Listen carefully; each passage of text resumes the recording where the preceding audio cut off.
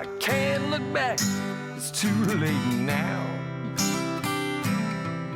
My days are hours and I don't know how. But I believe the great is still yet to come. I won't stop fighting, man, until I'm done. Hello, folks, and welcome to the 61st Breakfast Ball. I'm your host, Bob Cardia, and to my left, not today, no guest today. I'm just got back from Miami yesterday, so I flying solo today in the home studio. So, welcome, folks. It's funny. I can't believe it's March. I left, I guess, 8-9 days ago, and it was 25 degrees and snowing. So I go to Florida, and I come back, and it was nice when I landed back here yesterday. But the I guess it follows me because it holy smokes today, cold and windy again today, and I'm hearing snow possibly for the forecast on the weekend. So let's hope not.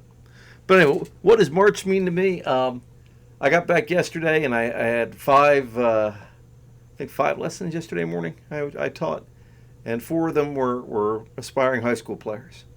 Let me tell you, folks, I love working with them, and a couple of them have been coming in regular. But if you want to be really good at this sport, showing up, 10 days before tryouts to get the jump on everybody else is, I guess to some degree you're getting a jump on somebody. But if you want to be great at this, you really, want to work on it all year long. And I'm not an advocate of solo playing one sport only, but I am an advocate if you want to be really good at something, it requires putting your time in. So just my soapbox on that. So today's episode, attention and intention, and we've talked about that on other podcast shows. But let me tell you, I had the conversation again with a couple aspiring players, and then I had a lengthy conversation with a friend today. When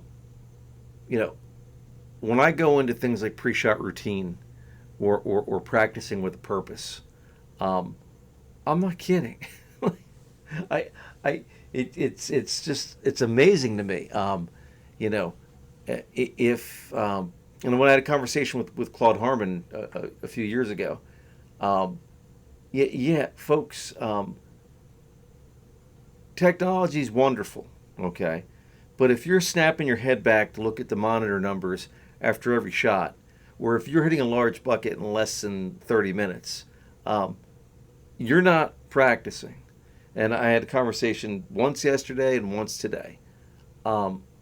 If you're a student of mine or you play for me at the university, I say all the time, I do not want you to ever hit another golf ball again. And I usually get the look like, what are you talking about, Coach? Again, and it's a running joke with Richie and my other staff members, is, I could teach Jojo the chimpanzee to hit golf balls, okay? But he can't practice. If you truly want to be great at something, okay, you need to put absolute attention and intention every rep.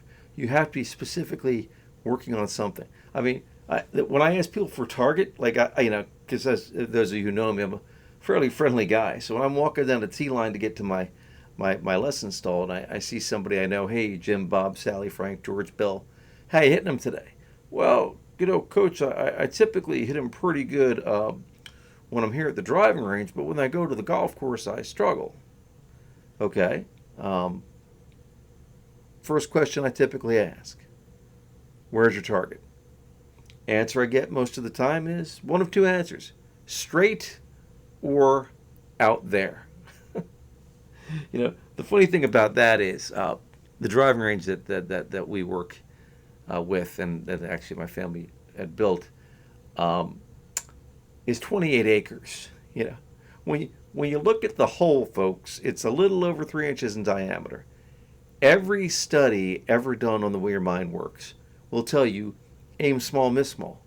And that applies to everything. Like, we call this performance psychology show, and we focus on golf, because that's what we do. But my father, when he started off his career, was a head wrestling coach and head football coach at Deer Park High School in North Jersey. So he coached a lot of my teams growing up. And then, as fate would have it, as a golf pro, I ended up the president of Little League Baseball. I coached a lot of traveling teams that, as a lot of you know, have done very well. And then I coached travel basketball and did very well. I did coach wrestling in one of the middle schools, and that did very well. And I'm either very lucky or I have principles that I believe in that are work. And one is always put players in the positions where they're supposed to be. Like, you never put the heavy set left-handed kid at shortstop, as many parents who coach their kids will do. But that's a story for a different day. You put players where they're supposed to be. And my sons, if I coached all of them, can tell you, I never put them at shortstop. And they were never our primary pitcher. So that's, or they're never the point guard where they shouldn't have been. So I guess what I'm saying in golf, because let's go back to golf as the topic. When you're practicing, one of my favorite Tom Kite stories is when he won the Open back in the early 90s. It was an awful, awful weather day. And after the tournament was over, I said, Mr. Kite, how did you, overcome all the bad weather? And he was kind of like, well, like, what do you mean, basically? That man was so focused on his pre-shot routine that I always tell people that Mount Vesuvius could be going off behind him, and he wouldn't even know it. The advice I got when we were kids, and we've talked about this on a podcast before, is, hey, block it out. That is just crap advice, folks. I mean, it's crap, because, like, if I just say, hey, and we've said it before, there's an alligator behind you. Yeah, there's an alligator behind you. Ignore it. You can't. You could accept it's there. That might not help you anyway. But, like, the object is to stay focused on the task at hand, and with attention and intention. If you have a pre-shot routine, it's immensely helpful. And now, with that said, I again had a lengthy conversation with a friend today, and the topic of becoming a tour golfer came up, and one of the people that we both know well is a ball beater. They spend, literally, hundreds of hours in a simulator, and they get the rhythm going, ball after ball after ball after ball after ball. And yeah, it could help you be a better ball striker. But ultimately, does that help you become a great golfer? Chances are no. First of all, 65% of your shots are less than 100 yards to begin with. Practicing the full swing all day is not, as Pels will tell you, the finesse swing, putting the ball within 8 feet of the hole from less than, wedge distance is vital. But yeah, that's people think, the game is all, about the power of it. And, in today's length golf courses, power is important. I don't mean to minimize it, but if you practice a pre-shot routine with your regular, ball striking, you are so much better off, so superior. And set specific, laser-like goals. I had a conversation with a player about life and setting goals, and they came back to me. Actually, I got a text tonight from a player who played for me like 10, 15 years ago, and he says he's still working on his game. He sent me video of his golf swing. So Swanee's, and he was talking about a number that he wanted to beat, and I think he's capable of being better than that. The amount of golf that he plays, but when you're working on something, you want to work on something that is specific, and if because people typically are like water. I always tell people are like water. When you look at a putting green and it's flat, but there's water on one side and land on the other, it always follows to the low point, right? And people are the same thing. Like, you'll follow your same mistakes over and over again. And somebody in one of our quotes today on the podcast, we shot the shorts earlier today, was about the way to become successful is to survive all your mistakes, not to repeat them over and over again. And, I throw a Bruce Lee quote in there at some point too about, it's okay to make mistakes, or it's okay to, do things that need to be forgiven, as long as you admit them and you move on from them. So I guess, today's podcast is a summary of a lot of the podcasts we've done before. But it's true. If you're going to play this game, right, you need to pursue. You have to like to practice, but you not just hitting the golf balls, right? It's if you watch professionals typically warm up, they start with wedges, they work through their irons, and then they come back and go to woods, and then they work back to their wedges. And then, like when I worked with Zach Arsenault, who made the finals of the U.S. Amateur, he did the same thing, and then he worked on, fading 4 in a row, then drawing 4 in a row, and hitting the different shots. But there was a specific target in mind, and attention and intention every rep.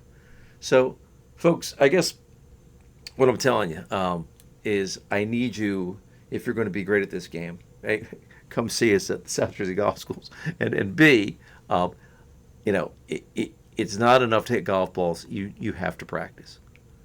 Anyway, if you get anything out of this podcast, as always, we say we get 10% when you're rich and famous. And again, if you put "I love the breakfast ball" in the bottom comment section, you're eligible. You go into a drawing for a gift card for a Starbucks gift card. Anyway, this coming week we're going to have Adam Bracey on. We're really looking forward to that. I've talked to Jamie Slonis while I was away. I got to touch base with him this week, but he's going to be coming back up again. And then we have a couple actually special guests that I'll talk about down the road. Someone who I believe played in the U.S. Open will be coming on the show sometime soon. So, guys, thanks for watching. As always, love having you, and I hit them straight. Take care.